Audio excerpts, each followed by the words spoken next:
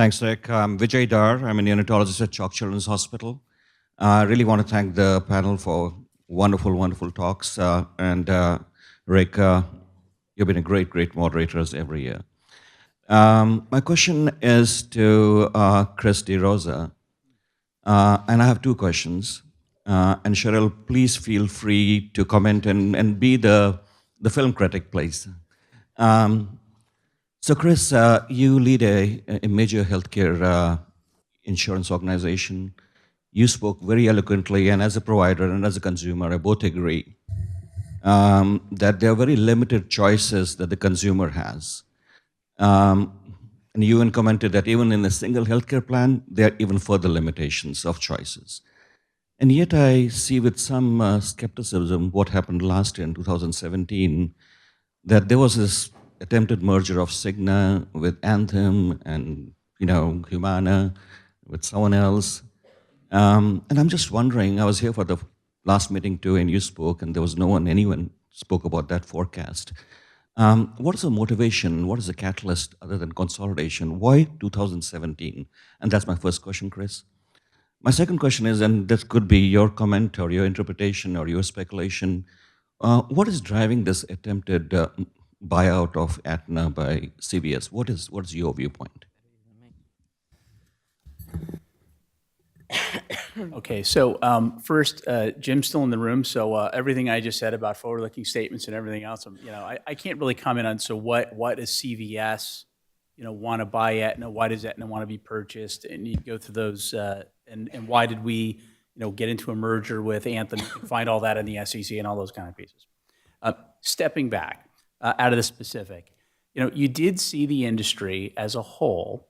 As ACA went into place, there was a lot of influx into the system. There was growth. Growth takes place. Turns out shareholders like growth to continue. They like their charts to look very smooth. Turns out that's true. Just ask any of them, as they comment to me often.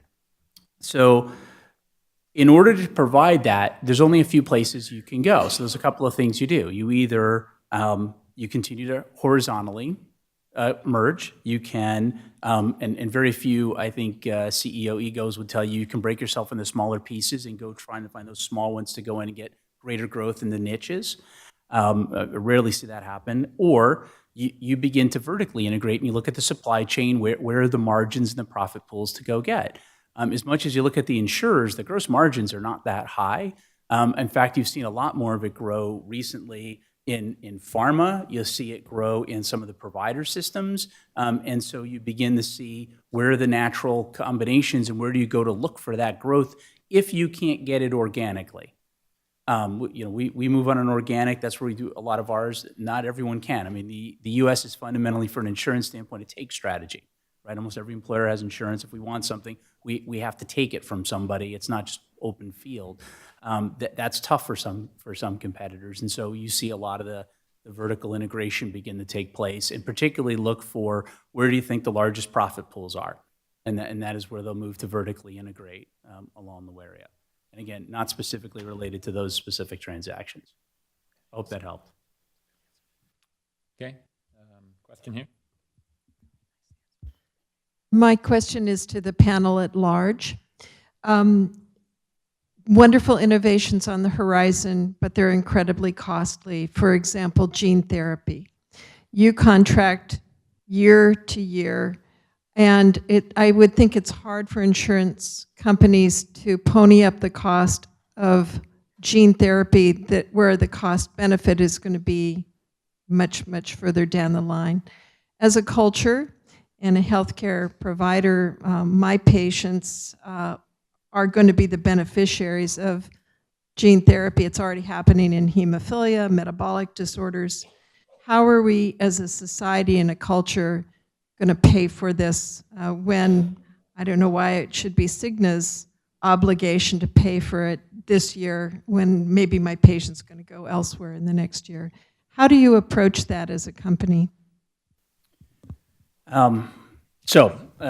First, the cost benefit, it really comes down to today, the first place you go is the contract, right? So contractually, we cover those. That's what we cover in the place. It's the right thing. It's been determined as a treatment. You pay for those items. For every one that we do and it goes out, well, maybe one comes to us and it comes back, and you hope it washes out at some point. But I think you have to do the right thing in that moment and what it takes to place, and know that the benefits are going to accrue to others. If you think about it, almost all of what we do, the benefits really should hopefully be accruing to that customer down the road, right? So that the patient's better, they become a worker, they're present at work, they do great for the employer, they do great for themselves, their career's better. Like, there's a lot of benefits that go through there. I wouldn't look at it, and I don't believe at all we look at it as a kind of a ruthless kind of, let me set up an algebraic equation and go through and see if it's a greater than or less than kind of deal. That's not really what you're looking for. You start with the... I mean, Harvoni cures Hep C, Yes. and yet a lot of companies refuse to provide Harvoni.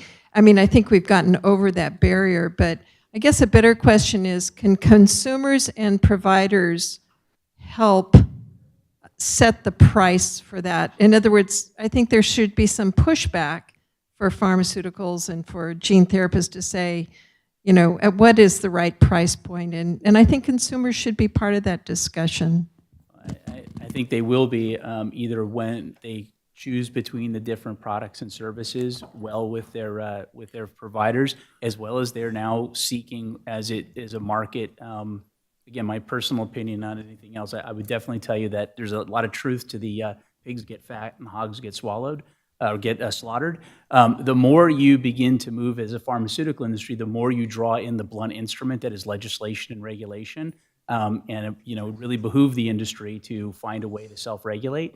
Inevitably, the industry doesn't, and then the regulators will do it for them. There's a reason why government's there. It's not all bad, and I didn't mean to suggest it that way, but that is ultimately, consumers will go to their legislators, they'll go to their elected officials, and that's what happens to HMOs. That's what will eventually happen to the price piece.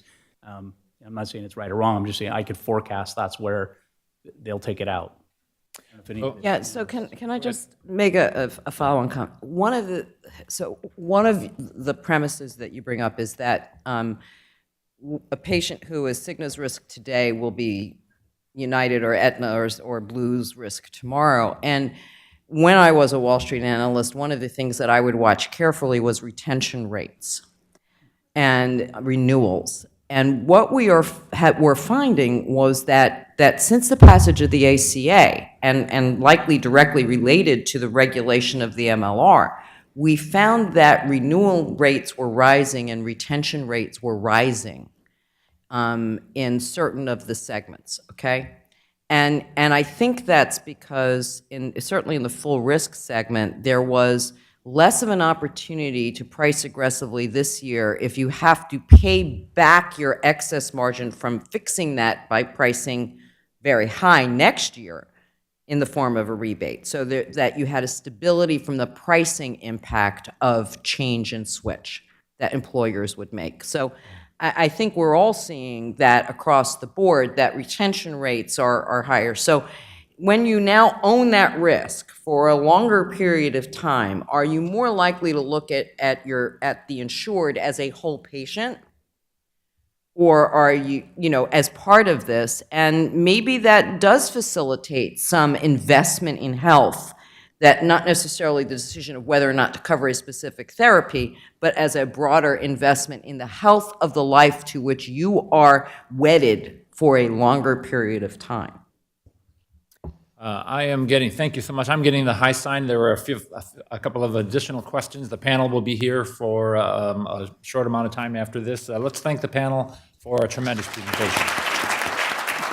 Now we have a closing comment, and then our Just very quickly, want to say thank you to all the great speakers the last day and a half. Thank you to all of you for coming, and thank you, big round of applause for Margaret Wong for all her work putting this together.